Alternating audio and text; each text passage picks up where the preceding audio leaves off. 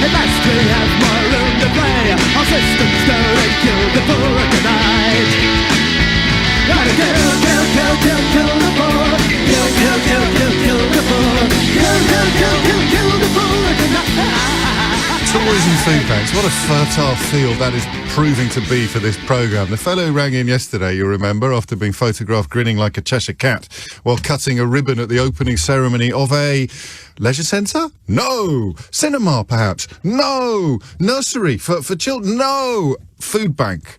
Got photographed also, and we hadn't seen this by the time we opened the programme yesterday, tucking into a delicious buffet, filling his face with cherry bakewells. Now, don't get me wrong, I enjoy a cherry bakewell as much as the next man, but I probably wouldn't think it appropriate to be tucking into them with enthusiasm at the opening of the food bank. But we segue effortlessly from the Conservative leader of Dartford Council to the Conservative MP for Ashfield in Nottinghamshire, who stood up in the House of Commons yesterday to insult everybody who's phoned this radio station over the last few months, describing to you in often horrible detail, and I think for many people humiliating detail. We do our level best to make sure, or to reassure, or to remind people that they need feel no and should feel no shame or embarrassment. But of course the media environment of the last 30 years has demonised poverty, demonised struggle and suffering in the most hideous and deliberate of ways. But he clearly thinks they're all liars or idiots. And that's gross. But I don't know that today is necessarily the day. Well, we will have a look at some of the elements of what Lee Anderson, for It Is He, said in the House of Commons yesterday. Because, you know, there's a tiny kernel of truth in what he said. Obviously, people... The more knowledge you have, this is why Jack Monroe is such a force for good in the world, although they are understandably and quite correctly disgusted with how Lee Anderson expressed himself. But the more knowledge and understanding you have of how to prepare and cook food, the further your food will go. The problem we have in this country, as anyone who's even glanced at a graph of food bank usage over the last, say, 10 years, or let's say 12 years, is that if it is down to the kind of reasons that Lee Anderson claimed despicably in the House of Commons yesterday, then you'd have to explain what the hell has happened in the last 12 years to explain a rise from the tens of thousands right up into the millions of people accessing these services. So we'll have a look at that. But you know how my mind works by now, don't you? I found myself intrigued by a completely sort of different question the more I looked at this. I always like to find out a little bit about these people. There's so many of them that came in during the 2019 intake. That, I mean, I don't know why. They were kind of the people that had to be not just pretending or prepared to go along with Brexit for reasons of ambition. So people like Liz Truss, who know that it was an absolutely stupid thing to do, but prioritised her own career over, if you like, the truth or the future of the country. Unless, of course, to be fair to Liz Truss, unless she's on a long-term mission, just to be inside the tent so that she can seek to exert some pressure on the tiller. It seems highly unlikely, given her conduct, but you know, we're always happy to give people the benefit of the doubt. But if you were actually getting on the list in 2019, if you were a new candidate in 2019, you had to have swallowed all this cradola absolutely wholesale. And of course, the cradola is pretty clearly Brexit related and the ugly underbelly of Brexit, which is why I was unsurprised to learn that Lee Anderson is the guy who refused to watch the football. Do you remember? When we were laughing about a Conservative MP claiming he was going to boycott the football because England players were protesting against racism by taking a knee, actually boycotting the football. How curdled does your brain have to be to think that boycotting an England game because the players are exercising their freedom of speech, freedom of expression at the top of the show to protest against racism, actual racism. Right, I'm not watching them then. That's disgusting, right? And I appreciate that, you know, he had lots of people keeping him company in the Conservative Party. Priti Patel was defending the people who booed the England players. Remember, we spoke to one on the programme, called himself a supporter, began the England games by booing our boys on the actual pitch. So that was Lee Anderson. And then I thought, I know that face. I've seen him somewhere before. And then I remembered. Michael Crick, formerly of Channel 4 News, now plying his trade at the Daily Mail, did you know, has a sort of weird TV station type operation. He's doing some good work over there, oddly. He followed Lee Anderson on the campaign trail in 2019. Did you know this? So I think sometimes the measure of the man is discoverable not just on the floor of the House of Commons, but also when he would rather the cameras were not rolling. Because this is what happened to Lee Anderson, a man who thinks that people who are hungry in this country at the moment, people who are suffering from the cost of living crisis, people who are accessing food banks, he thinks it's a failure of knowledge and intelligence and experience, or he thinks it's some sort of lifestyle choice. He doesn't think that the country needs food banks. Anyway, here he is in action. A local resident. Let's get a few shots of you on the knocker. That's all right? Yeah. So he took us across the road, and on the third door, an effusive supporter. Hiya. Hiya. I'm Lee Anderson, your parliamentary candidate for the Conservative Party. How you doing? I recognise you. It's Steve, isn't it? Yeah, I recognise you. How you doing, mate? All right. Yes, I'm just doing a bit of last-minute campaigning. Are you going to be voting on December the 12th? And do you mind me asking which way you're going to go this time? Well, I'm going with you. There's no way Labour are ever going to get my vote again. And he liked Mr. Anderson's very personal policy initiative this week. I watched that video. Yeah. What you mean, putting antisocial people in tents? Yeah, I think you were a bit soft. That now. I think you're a bit soft on it. To be A bit soft? Yeah. What would you do then? I'd get cat and nine tails for. Cat of nine tails? Make them wear a pink tutu. Pink That'd stop them going round bullying anybody. What about that? I can't support this. Can we just cut there for one moment, please? You can't support the cat of nine tails? No, I can't support that. They obviously got very strong opinions, but you know, Very strong. That's wrong. But I can't support that. Well, thank you. Thank you very much indeed. Oh, mate, you just finished my political career, haven't you? Why? You didn't say anything there that you... How have I finished your career? I don't know, mate. That and then that. Oh God. But it's all happening here. It is, isn't it? It's all happening. So. But I mean, is this? It's almost like it's been set up for us.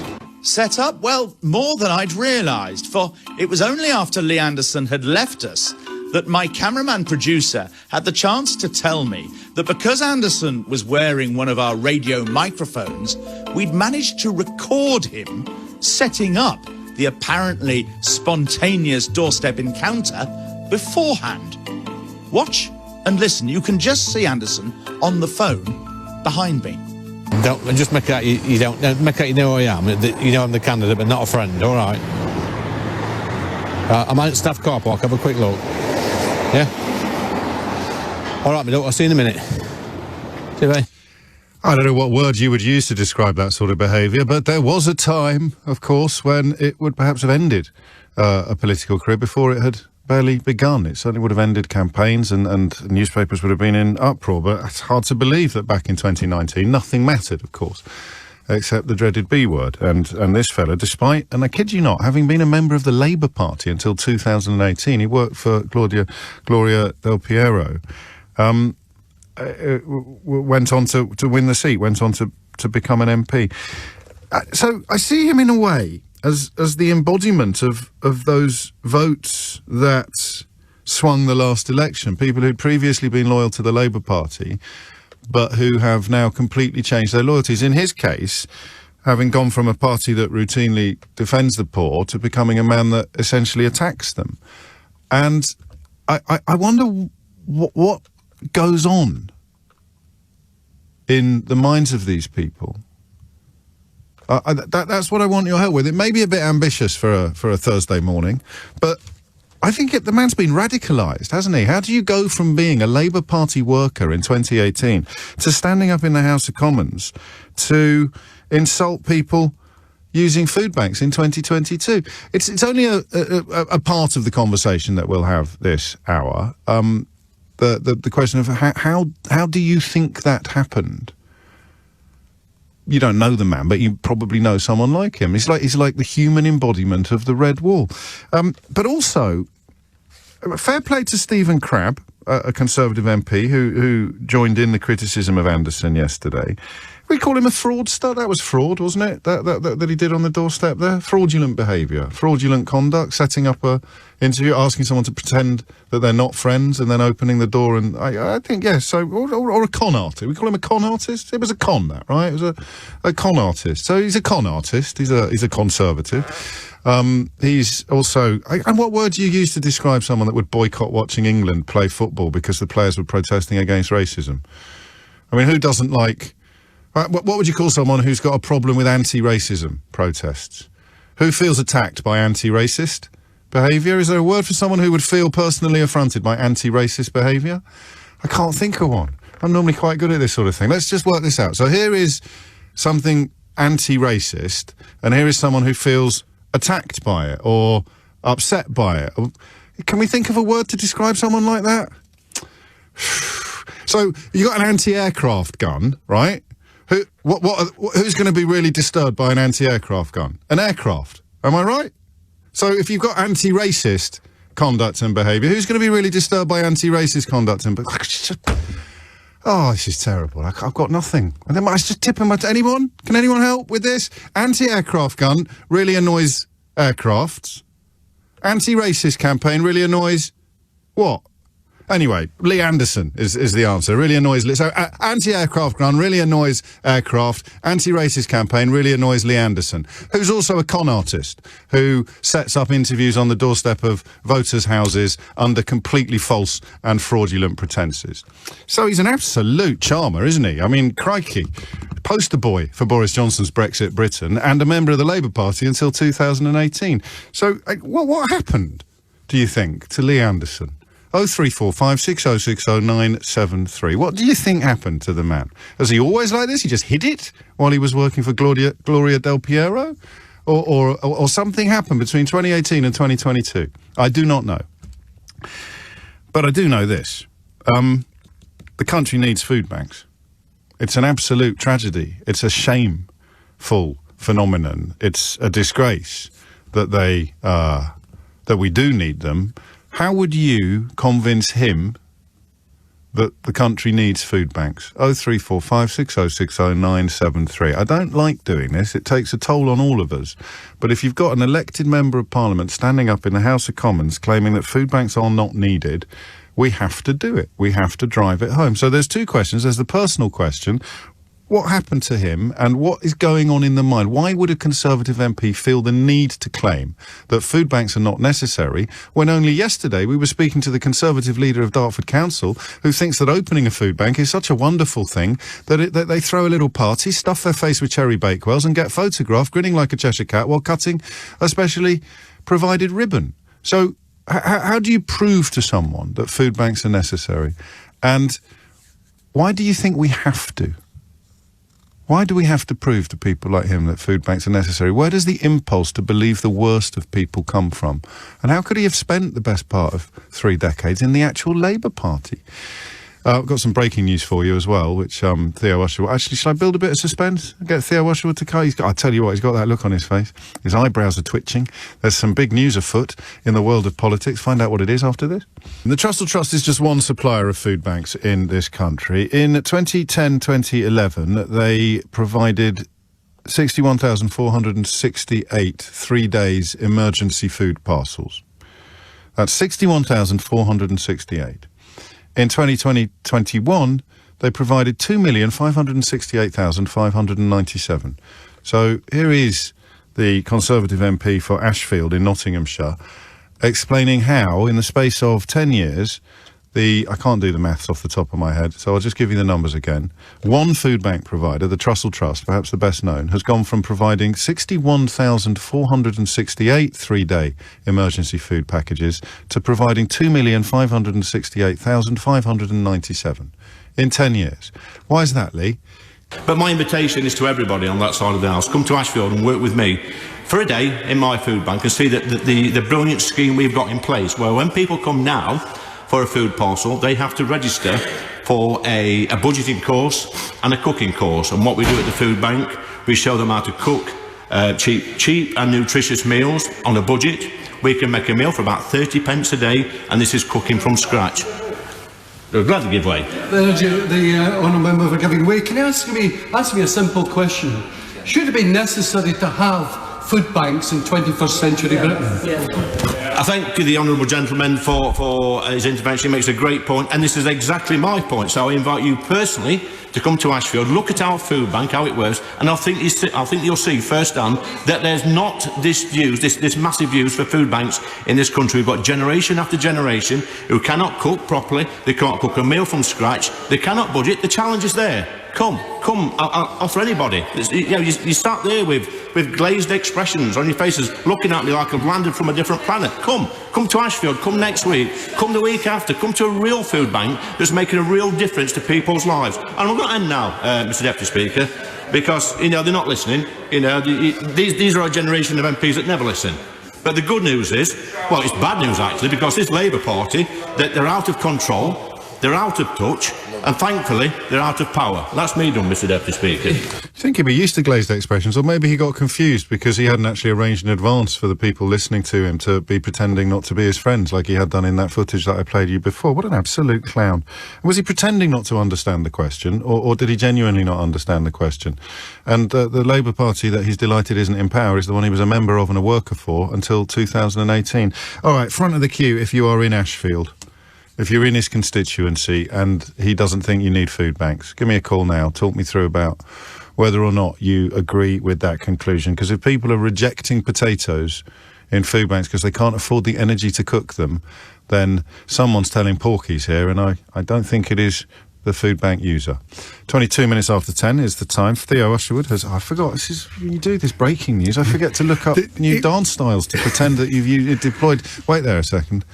How big is the story? Am I going to sound desperately unprofessional? Wait, what? Hang on. What do you think of one? It's got to be one we haven't used before. Sachet, breakdance, tap dance. Jived. Have you jived into the studio yet? Into the studio now. So, anyway, back to the... Okay, ready? So 22 minutes after 10 is time. Theo Washwood has just jived into the studio. Theo, what's occurring? To bring you an update in Operation Hillman, which is, of course, the Metropolitan Police's investigation into parties in Downing Street. And they've just said that the number of fixed penalty notices that they have made has gone up to more than 100. The last update they gave was, of course, on April the 12th, when they said there'd been more than 50. There was a pause in announcing any more fixed penalty notices so as not to prejudice the local elections. And now the Met Police have just released a statement saying, as of Thursday, 12th of May, Operation Hillman, the investigation into breaches of COVID-19 regulations in Whitehall and Downing Street has made more than 100 referrals for fixed penalty notices to the ACRO Criminal Records Office. These referrals have continued to be made throughout the period since our last update on Tuesday, 12th of April, and the investigation remains live. Because of Yes, exactly. So is it now the case that Downing Street is probably, as a building, going to receive more fines than any other building in the country? That would be a fair estimation, yes. Wow. But we don't yet know, and I have asked a question of somebody senior in number 10 as to whether the Prime Minister has received another fine in this latest tranche of fines, and all I have been told is that we will be told when the Prime Minister has received a fine, and that also, of course, applies to the Chancellor. Rishi Sunak has said he will say when he's received a fine, and, of course, the Cabinet Secretary, the most senior civil servant, Simon Case, when he receives a fine as well. So another 50-plus Another fines 50 plus. issued. Remind me how many Keir Starmer's team has received to date? They've not received any fines, but there is a police investigation. Indeed there is. Into something that the police had already investigated. Yes. And you'll remember the Daily Mail and their fellow travellers desperately trying to tell you that none of this mattered for ages and ages. Oh, we must move on, there's a war. Don't they know there's a war on? None of this matters. Oh, who cares? Oh, none of this matters. Absolutely failed miserably because you care. At which point the Daily Mail desperately tried to, of course, resurrect the story of Keir Starmer having a curry while working in Durham. It's almost as if they think you are absolutely stupid. And speaking about absolutely stupid people, back to Lee Anderson, the Conservative MP for Ashfield in Nottinghamshire, and his insistence that the country doesn't need food banks. You're probably more polite than I am, so you'll be able to do it in a slightly more measured way. One story, perhaps, that would convince him that the country does. 0345 6060 973. Because if it doesn't, why have the numbers gone in the space of 10 years from just one organisation providing food bank packages, emergency packages, from 61,468 in 2010 to 2,568,597 in 2020. Rachel's in Lossiemouth. Rachel, what can you tell us? Well, I can prove that we don't need food banks, or we can eradicate them. Go on. And we're talking from a different point of view, because in Scotland, we've increased for people that have children under 6, £10 per week.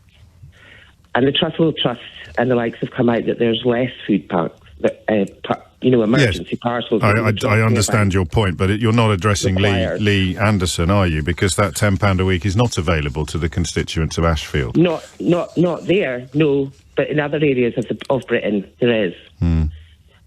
But at the end of the day, I don't think he's ever lived on £30 a day. This is a man that's last year a couple of £100,000. £222,000 in expenses.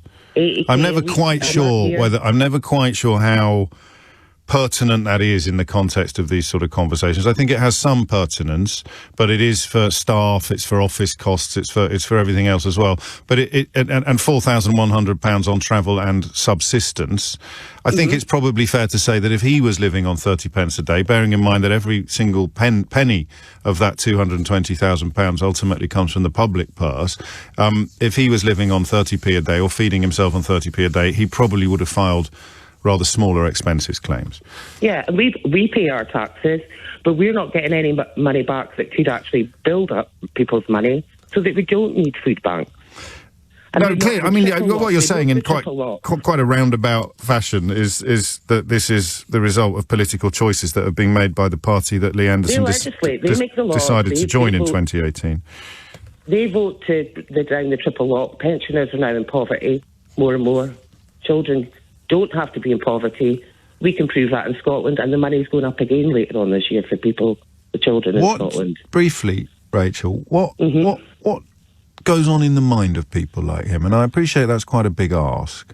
And it may not be relevant that he was in the Labour Party until 2018.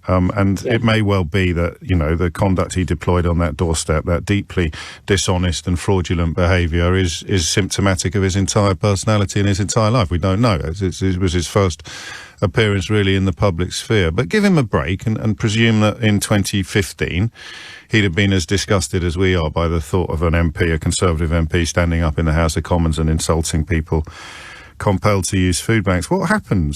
Who radicalised him? What radicalised him? Well, what I'm noticing from this particular government is that they have a viewpoint that we're serfs.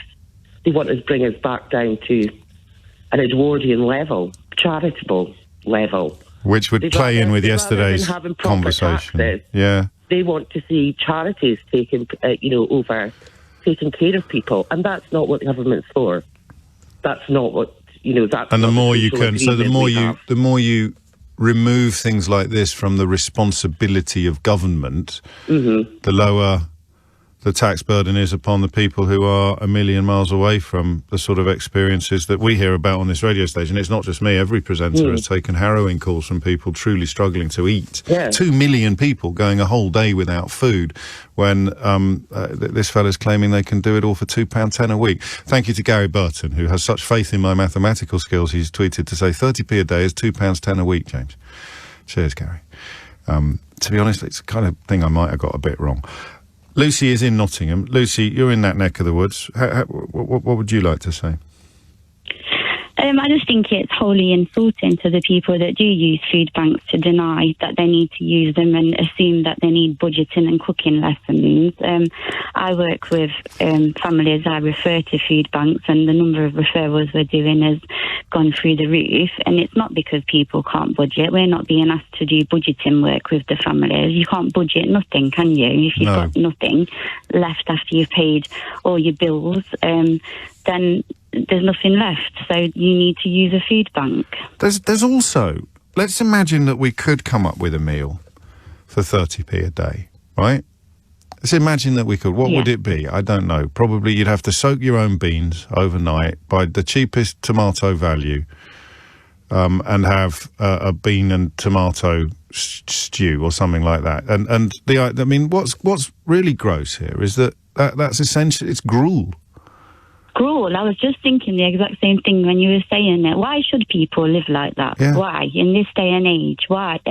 we've accepted it, and it's not okay. People don't need food banks. They could live on. We don't need food banks because these people, if we gave them gruel making lessons, these people could live on gruel. So we don't need food banks. Exactly. Oh God, that's isn't it? It's appalling. It is. And I listen to you every day through the week because you help me put the work I do into context, and then I listen to Nick at the weekend for some light relief from Nick Abbott. Yes, we all need Nick Abbott at the weekend for light relief. We do. Although, I mean, it's just heartbreaking, James. Like, I'm going out to see families who have got absolutely nothing. My colleague had to give a child her packed lunch. The other day, my colleague gave her a sandwich and a packet of crisps to eat because the child hadn't eaten. God. Where does it come from then, do you think? Where does the impulse come from to deny... Because, listen, Jack Monroe would not be famous if it wasn't true that good advice, oh, hang on, I'm late for the news. Keith's waving at me and things like that. I'll ask you next time you ring in, Lucy. You shouldn't need... next time. You shouldn't need me to help you remember the importance of the work that you do, but I'm incredibly flattered that you said that, and I shall do my best to live up to your expectations. Matthew wonders whether landlords could start budgeting better, and that way they wouldn't have to charge such high rents, and the sort of workforce would be in a much stronger financial position. Perhaps we could reverse the economic decline that we suffered in March of this year, but we're probably still the best in the G7 million or whatever. Boris Johnson will tell you next, and he, of course, got all the big calls right. Except all the parties at Downing Street, which have now resulted in over 100 fines, the Metropolitan Police have revealed today, rendering Downing Street, and every single one of those people is a member of the Conservative administration, rendering Downing Street, I think, probably the largest single edifice recipient of COVID fines. It's incredible that the place in which the laws were made is the place which is going to receive more fines than any other place for breaking those laws. But hey-ho, on we go.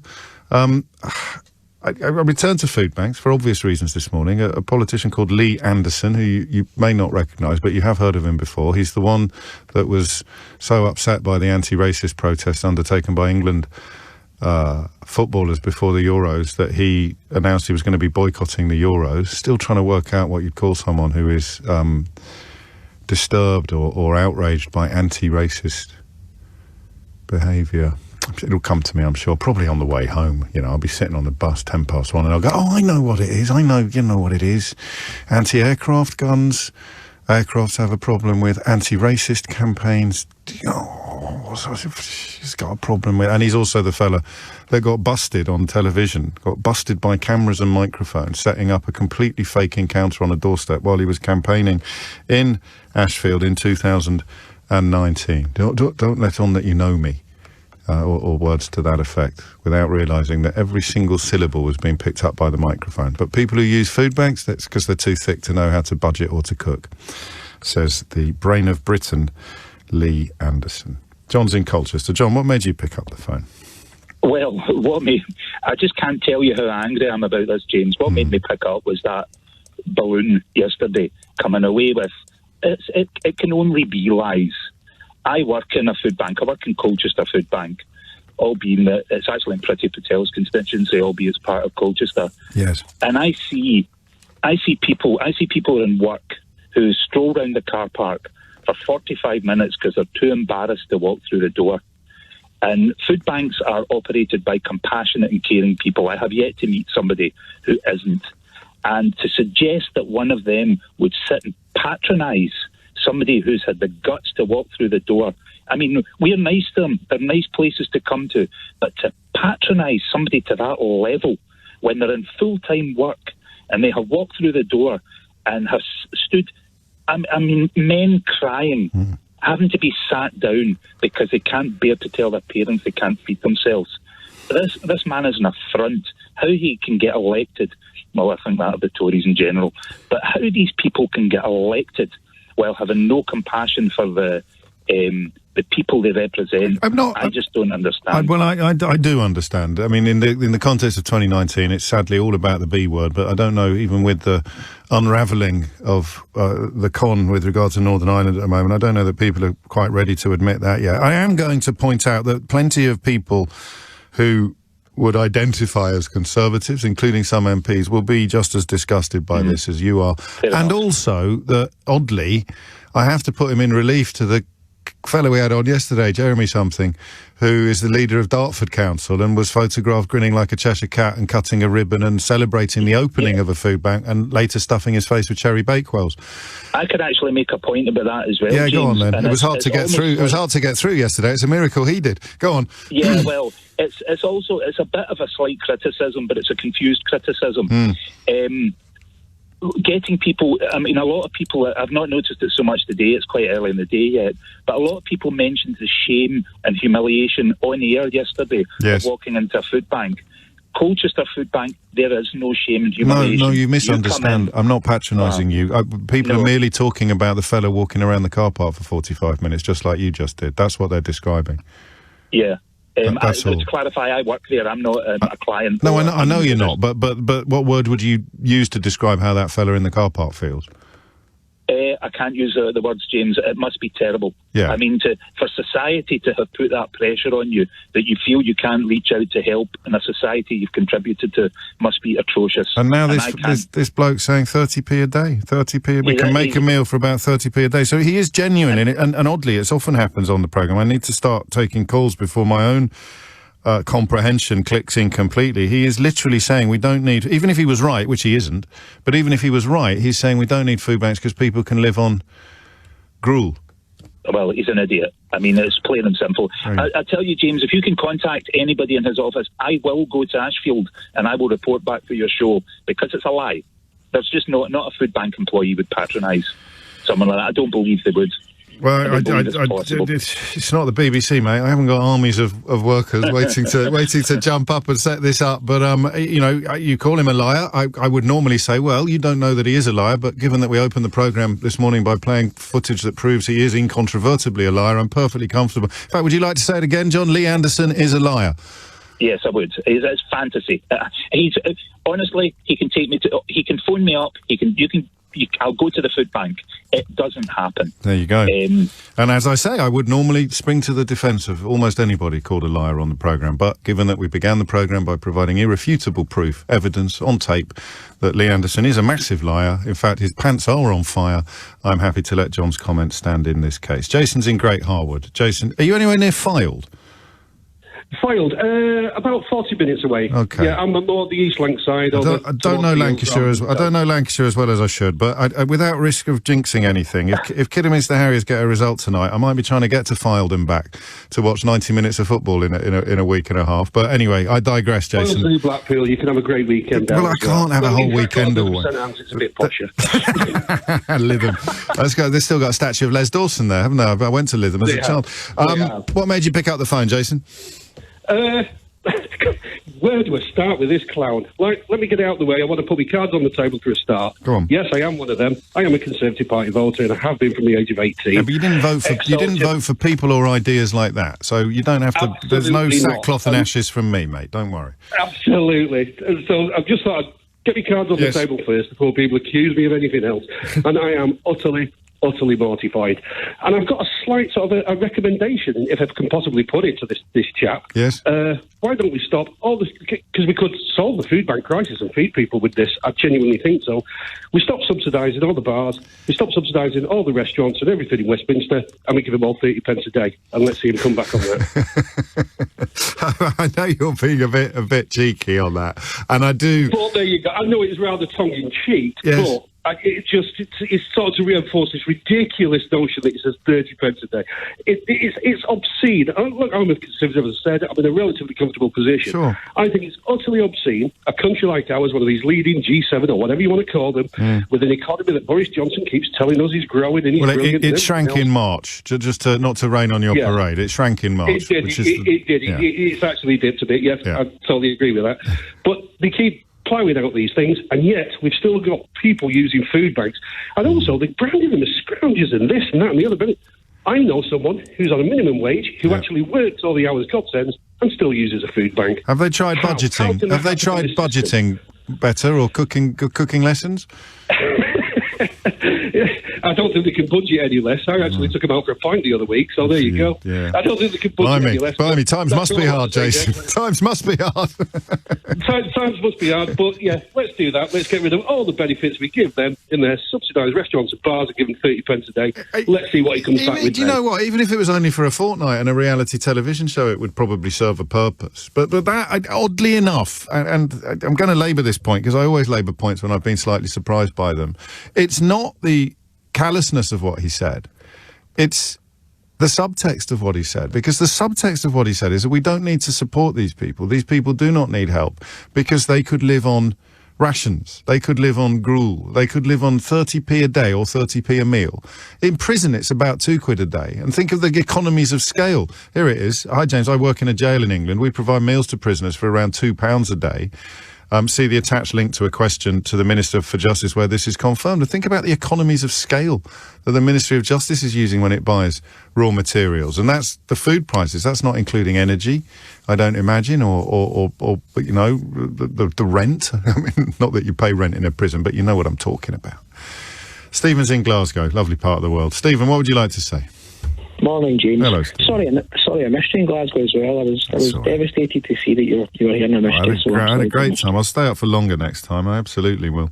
I'll tell you what, though, Socky Hall Street's looking a bit bruised, isn't it, Stephen? It's terrible. Oh. It's absolutely awful. If you just go round the corner, Buchanan Street's beautiful. I know it is. I walked that way back up to Queen Street to the station, but Socky Hall Street left me feeling quite sad, actually. They need to get their skates on down there, don't they? Anyway, that's not what you rang in for. What did you want to say? No, I think what's lost, and I think you've kind of just touched on it relatively recently there, is 30 pence. If you take the 30 pence out of the equation, let's say we quadrupled that, let's say we multiply that by 5, £1.50, £2. Yeah. What's important is not just that you can survive, it's that you live. We are here and put in this planet, whatever you believe in, to live a life, not to get through one day to the next. Yeah. Now, and the toll that takes on mental health, apart from anything else, is incredible. If you're surviving on squashed beans for 3 meals a day, every single day, that's going to have a massive effect on your mental health. There's nothing to look forward to. You're absolutely There's nothing right. to get you through the day. It's the same as if you can't afford heating and you have to have a cold shower. Yeah. The toll that takes is incredible. Now, I'm incredibly fortunate. We're all feeling the pinch just now, but I'm not going to be in a position where I have to have a cold shower or that I have to go to a food bank. But there are people who are going to have to eat scraps in order to get through a day in the 21st century in the UK. It's just incredible. And it really, really irritates me that people who are sitting with all this cash can say, yeah, well, you can get through on this, you can survive on this. Maybe you can. Isn't that incredible? You can survive on this. As if survival is what we're aspiring to providing for our society's most vulnerable. And the proportion of people using food banks who are in work is even worse. I mean, not suggesting that people who aren't in work deserve less compassion, but the argument is always, the narrative is one of scrounging, isn't it? And absolutely. Oh man, what a mess. How does someone like him then, how does someone like Lee Anderson end up being radicalised in this way, presuming that he wasn't always this way? I think you're surrounded by sycophants, you're surrounded by people telling you that you're making the right decisions, that your party's making the right decisions. And there will be people there who will be saying, yes, you know, there are maybe not the people who are working at the ground level at the food banks, but there's maybe the people slightly further back, the local councillors, who are saying, yeah, this is working. This is how it's working, and he's maybe getting fed a false narrative. That's a possibility. And you start from the benefit of the doubt. Yeah, to be honest. I think you always have to, because if you don't get your head around how people end up thinking like this, you're never going to be able to help them out of that dark place. But you start from a position of not wanting it to be true. So you start from a position, and I suppose if you've joined a party that's been in power for 12 years, the last thing you want to do is actually look at the possibility that it is policies of the last 12 years that are directly responsible for the epic increase, the exponential increase in the number of people using food banks. The problem is, he said generation after generation. So why has it gone from 60,000 to 2 million in the space of 12 years? That's where it's absolute nonsense. That's where it's absolute nonsense. And the other point I was going to make is when you walk, you go through the supermarket, and once you've been through the checkouts, and you usually see the big trolley full of donations. Yeah.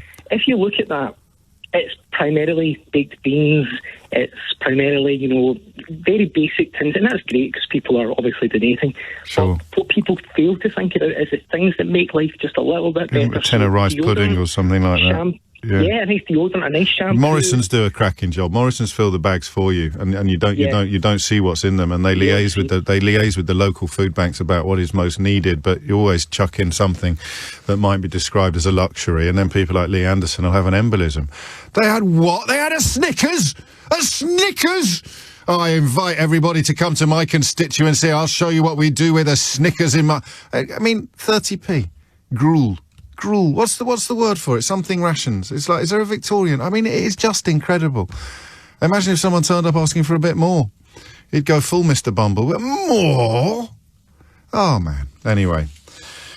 The Conservative MP, Lee Anderson, for you, ladies and gentlemen. Proven liar, unbelievably callous, and that other thing, I can't remember what the word is for someone who'd be absolutely disgusted. Disgusted to the point of boycotting England games by anti-racist protesters. I'll get there, I swear.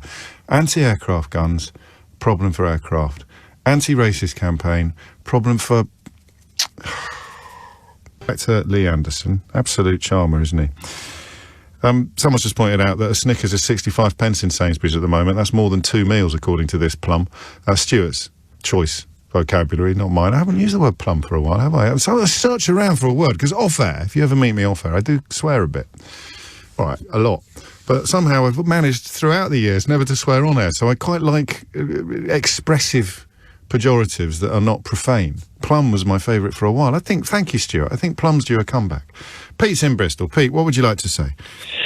Morning. Just want to say it's not radicalisation. It's just a grift. You think? And the gig is basically the country's tax pot. The guy's joined Labour, maybe, honest, and was thinking, let's try a political career. But I think as time's gone on, he's probably realised, well, I've invested in this now. We've got 2 companies. One of them is doing slightly better than the other. And anyone else in their career would be, well, I'm going to go for the company that's doing a bit better. There's got a lot more investment and there's a lot more people backing it. So probably he just switched just because it's going to be the easier route, and it can guarantee him, annual salary and annual expenses. So it's because he was, I think he was the secretary to Gloria De Piero, who was the Labour MP until, I can't remember until when, but until probably 20. Well, anyway, and probably hoping to succeed her, realised that the writing was on the wall for constituencies like that because, and it pains me to say this, because they had believed so many lies about Brexit. And he is described as an ardent Brexiteer, which is a synonym for plum, I think. We can all agree about that. And so he just changed horses because he thought that horse was more likely to get to the finish line than the one he'd been on for 30 years. Absolutely. And you're a cynical soul for someone so young, Pete. I tell you, I actually didn't care about politics at all for the longest time, and Brexit has radicalised me. I will tell you that. Well, I mean, to be fair, I think it radicalised him as well, although in 2 completely different ways. Yeah, and the way I see this is real problems take, unfortunately, some real hard work. People have to dig in, people have to come up with proper solutions. Whereas just sowing hatred and fear and division is really easy, apparently, because you just stand up in the House of Commons for 60 seconds. But he's not even rich. It's as ever with me, and possibly with you as well. It's the fellow travellers that fascinate me. It's the people in my profession who are never going to be living in Tuscan palazzos or Mayfair townhouses, but who do the bidding of the people in Tuscan palazzos and Mayfair even when they don't have to. There's nothing wrong with Tuscan palazzos and Mayfair townhouses. If anyone wants to leave me one in their will, I'd be happy to have it. But my politics will never become the politics of protecting wealth and power to the extent of penalising people who need food banks. So I get that. Why do people want to deny that poverty exists? Because that would admit acknowledging the unfairness, and if you acknowledge the unfairness, then wealth becomes a problem. Epic wealth becomes a problem as well. So people deserve to be poor is the narrative that is put out there, because it allows you to defend the notion that people deserve to be obscenely rich. And I get that. But I don't get what's in it for him. I don't get what's in it for someone from Ashfield, Unless you're right, and I'm overthinking it. And actually, the rewards he gets for singing from that hymn sheet, the hymn sheet of the obscenely wealthy, are paltry in comparison, but better than any other rewards he'd be able to secure anywhere. Maybe it is that simple. I've spent years worrying about that, Pete. Scott's in Mansfield. Scott, I haven't got long. The news is almost upon us. What would you like to say? Oh, wow, I'm that guy. Okay, right, so I live close to the Ashfield constituency, so just done some quick calculations. My qualifications, by the way, I bought your book and I got your board game for Christmas. Don't laugh. No, I love it. I'm touched. I'm sorry. I just feel there might be a butt coming when you've put out that early. You've got that on the table. Anyway, I said we were short of time. We've got about 90 seconds. Make it count. Right, okay, 90 seconds. I did a quick calculation of things. I have the recent supermarket. I'm a development chef. Yes. And there's no way on God's green earth you can make a meal for that sort of, for 30 pence. That's ridiculous. You could have heated up tinned tomatoes with some beans in them. No. We're talking basics and lack of home economics, right. And including flour and basic butter. So butter is a vital ingredient. Even you go down to the basis butter, look at £1.80 for Tesco's. Because you need to fry off some onions before you put the tomatoes in the pan or something. No. We're not talking. We're talking about basic roux starts off something, a basic meal. So we're talking gruel. Okay. Add that to some protein, add some beans, and then you got something that Mexicans would quite happily chow down on a night time. So, thusly, it can't be done in today's common environment. How I've done some brief calculations to make those every single day at Amazon supermarkets. Yeah. The guy's a and plum. That's the word. Well done. And furthermore, I think he needs although his ideas should be admonished. It's the wrong way to go, and the economics are completely wrong, and people are not in a situation. If you've got two children at home and all they're saying is "mummy, have beans on toast," and you can't afford even 18 pence for beans on toast, you're still snookered. So it's ridiculous, and the guy is a muppet. Yeah. Is he fair? Have you finished? I don't think he's finished. Did you just cut him off? No, he's still there because there was a butt coming, isn't there? No. The butt was coming as I listened to all the day, but I'm still very conservative. Sorry. Oh no, that's sort of. How did I know? I didn't know it was going to be that. I just knew there was a butt. I love big butts. I cannot lie. Scott, thank you, mate. And I think oddly enough, when we finally are ready to rid ourselves of this turbulent Prime Minister, we're going to have to, and this is why I get quite frustrated by some elements of the left, not almost as much as the right. We are going to have to start rebuilding on the ground we all agree on, actual objective reality, which is a long way